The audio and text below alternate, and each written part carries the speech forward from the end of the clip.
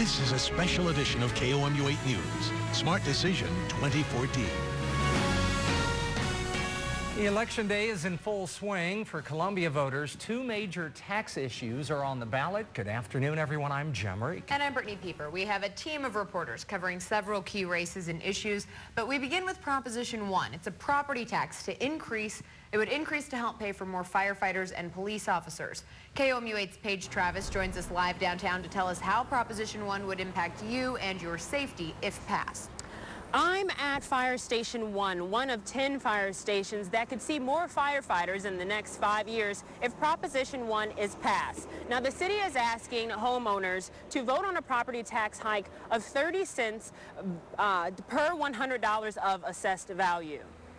City officials say they plan to use the money for training, equipment, and hiring. Right now, the police department reaches status zero when all officers are responding to calls at the same time, leaving no one to respond to other calls. It happens daily. The city says the fire department is also understaffed, and that delays response times.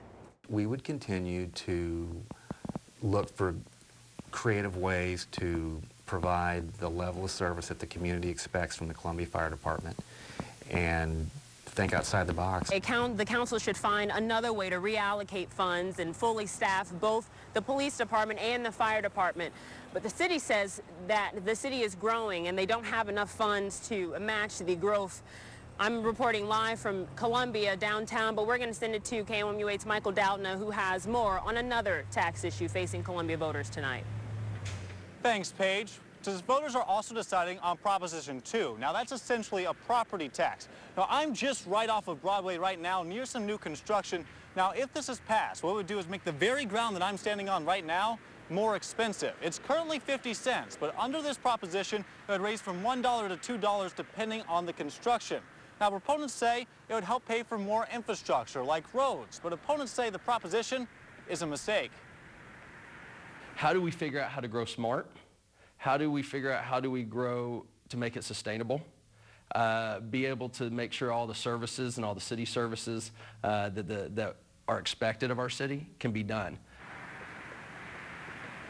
Several businesses said that if they had to do further expansion, they would actually move out of the city because of the rising costs. Reporting live from Columbia, Michael Doudna, KOMU 8 News. Now we'll take a look at a statewide race. Amendment 3 could fundamentally change the way teachers are hired, paid, and retained in Missouri. KOMU 8's Leanne Denyer is live outside Smithton Middle School with more of our team coverage. Leanne? The constitutional amendment is just one piece of a conversation that spans across decades. What is the best way to educate our kids and the best way to evaluate our teachers? Supporters of Amendment 3 thought they had that figured out, but they backed out of their campaign in September, putting Missouri voters in a unique situation. Ballots cast during the midterm election could change the way Missouri evaluates its teachers. However, experts say the story of Amendment 3 isn't a typical one. It's unusual. It is unusual simply because it does take a lot of time and effort to put together one of these campaigns. While Amendment 3 remained on the ballot, its supporters withdrew their campaign in September. On your sheet, Kevin. The amendment would implement statewide standards. Teachers would be measured based on their students' performance against those standards.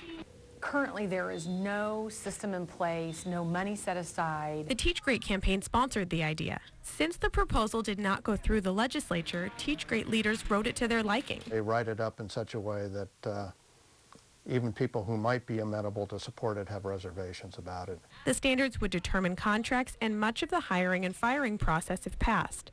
Opponents say the amendment lacks the detail it needs to be properly implemented. The way the proposed language says is that if the state does not approve, say, Columbia Public Schools teacher evaluation system, they can withhold local and state money from our school district. Amendment 3 likely will not pass, but experts say the circumstances have them intrigued. Teacher tenure and whether teachers should be evaluated based on their students' performance are part of this conversation, but King says the main issue she had with the amendment was the vagueness in the language and any sort of unintentional consequences the amendment might have by putting it in the state constitution. Reporting live in Columbia, Leanne Denyer, KOMU 8 News. Now let's take a look at a couple key races in both the U.S. and Missouri House of Representatives. In the 4th Congressional District, which includes Boone, Audrain, Randolph, Howard, Montauk, and Cooper counties, incumbent Republican U.S. Representative Vicky Hartzler is facing challenger Nate Irvin. The Republican Congresswoman is expected to win, but anything can happen. It is Election Day. KOMU 8 News spoke with Irvin this afternoon, and he said he's feeling good about results, but knows when it comes to statistics, it can go either way. We'll be live from Hartzler's watch party in Cass County tonight at 9 and 10. In the race for state representative, the 47th District, incumbent Democrat John Wright is defending his seat against Republican challenger Chuck Basye. KOMU 8's Shannon O'Brien is here in the studio with the latest on what could be a tight race. Voter turnout seems to be making the race between the incumbent Democrat Representative John Wright and Republican challenger Chuck Basye even more unpredictable. I just spoke with polling staff at the Columbia Library who said as of 4:30 they had close to 200 more people turn out at that time than they normally see during most midterm elections all day long. The current House member John Wright has run in favor of ethics reform and limiting campaign contributions, while Basye says if elected, he would like to lower taxes and invest in education. I did speak with Basye earlier today, and he says he's cautiously optimistic ahead of tonight's election, and Wright says he's glad to see people turning out to vote and anxious to see the results. KOMU will be following the election between those two all through the night, and I'll have updates for the 6, 9, and 10. Missouri voters will decide 3 other amendments to the state constitution. Amendment 2 would allow relevant evidence of a defendant's criminal past to be admitted in child sex crime trials. Amendment 6 would establish an early voting period in Missouri. Democrats have pushed for the issue, but others oppose the amendment because voting would be limited to 6 business days before the election. And Amendment 10 would give the General Assembly the power to override any budgetary withholding made by the governor as long as it has a 2/3 majority. We'll have more live team coverage tonight at 9 and 10 after the polls close. If you have to step away from your TV, you can find live election results on our website, KOMU.com. Deer hunters have a reason to be excited as firearm season opens November 15th, but as the weather turns colder, conservationists could see a rise in poaching. Deer are more active in cold weather, which makes them more visible to poachers. One conservationist also says an increase in poaching can be linked to a struggling economy. The economy's bad, and folks are, might not have the money that they normally would have in a normal year to purchase their food, and so they revert to methods that might not be legal. The Department of Conservation encourages people to call their local conservation agent to report any suspicious poaching activity. A list of those phone numbers is available on our website, KOMU.com. St. Louis is trying to diversify its law enforcement, and Ford is recalling several vehicles. KOMU 8's Katie Link has those stories and more in today's first look around the nation. St. Louis is hoping to become more diversified with hiring more minorities in law enforcement. Today, leaders rolled out a plan to beef up minority police, firefighters, and other law enforcement jobs. The diversity plan calls for the Ethical Society of Police members to serve as mentors to possible recruits. Currently, the police department is made up of nearly 35% minorities in a city that has a nearly 50% minority population. Ford issued several recalls, including more than 200,000 vehicles. The recalls are to fix gas leaks, airbag sensors, and other problems. The largest recall involves about 135,000 F-150 pickups and flex family haulers from the 2014 model year. Passenger seats with faulty weight sensors can stop airbags from deploying in crashes. Dealers will recalibrate those sensors. And that's your first look around the nation. In world news, today police in Brazil rescued a woman being held hostage. The man abducted the woman outside of the government headquarters. Local media showed video of the man using 2 knives to threaten the woman as police began to move in on him. After negotiations proved to be ineffective, officers opened fire on the man with rubber bullets. The man was immediately taken into police custody, and that woman is believed to be unharmed. Japanese officials are accusing some Chinese fishermen of poaching coral in Japanese waters. A large number of Chinese boats are believed to be illegally harvesting coral that can be sold for high prices in China. And today, one of Europe's largest web summits kicked off. More than 20,000 people are expected to attend the summit in Ireland. It's billed as Europe's largest tech conference and is expected to generate more than $125 million for the Irish economy.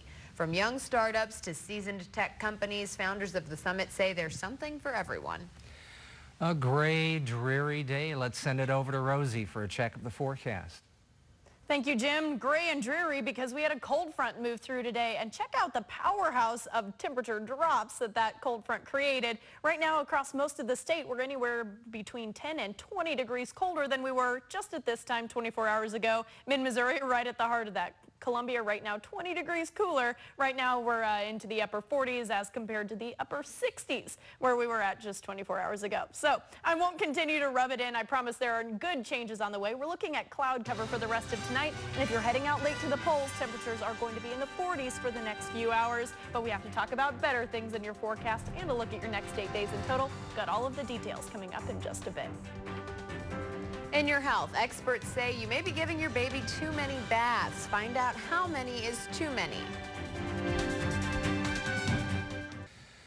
Welcome back. We asked you on Facebook today, what are the key issues and races, and did you vote or not vote? This is what you had to say in today's talk. Letha says, I always voted, but every year the people I voted for never got in, so I just decided that my vote doesn't count. James says, vote no on all state amendments. Keep it simple. You can join the conversation on our Facebook or Twitter page. You're watching Smart Decision 2014, following a few key races as well. In the race for Mid-Missouri House seat between John Wright and Chuck Basie is expected to be tightly contested. I'm Shannon O'Brien, and I'll have the latest on the heated race for KOMU at KOMU News at 6, 9, and 10. Voters to decide on a property tax that would pay for more firefighters and police officers in the area. Stay with us. I'll be following the issue throughout the night. Live. Another tax issue here in Columbia, Proposition 2, which would raise developmental fees to help pay for things like road improvements. I'll have live reports throughout the night. For now, reporting live from Columbia, Michael Downa, KOMU 8 News. Missouri voters will have to decide on 4 constitutional amendments. Amendment 3 calls for teachers to be evaluated based on their students' standardized test scores. It's been a contentious topic. I'll be live throughout the night with updates. Reporting live in Columbia, Leanne Denyer, KOMU 8 News. And don't forget, you can find live election results once the polls close, not just here on there, but also online at KOMU.com. Let's check the weather with Rosie. Thank you, Jim. Just a reminder, if anybody is heading out to the polls in just about the next hour, that's about all you've got. Temperatures are going to be slowly decreasing because we've got just so much cloud cover. It's going to be really steady for the next few hours. We're losing about 1 degree per hour as we head, deeper into Tuesday night. Now, after that cloud cover starts to clear heading into tomorrow, it does look like tomorrow is going to be a gorgeous afternoon. Wednesday highs into the lower 60s. Lots of sunshine expected for most areas here across mid-Missouri. By the time we reach that 3 to 4 o'clock hour, the warmest of the day. And then we do have another dry cold front moving through the area, guys. Wednesday into Thursday, about an 8 to 10 degree drop expected. So I'm continuing to monitor this. A couple of cool, dry cool downs in the forecast. I'll keep you updated. Rosie, thank you very much. That's our time for now.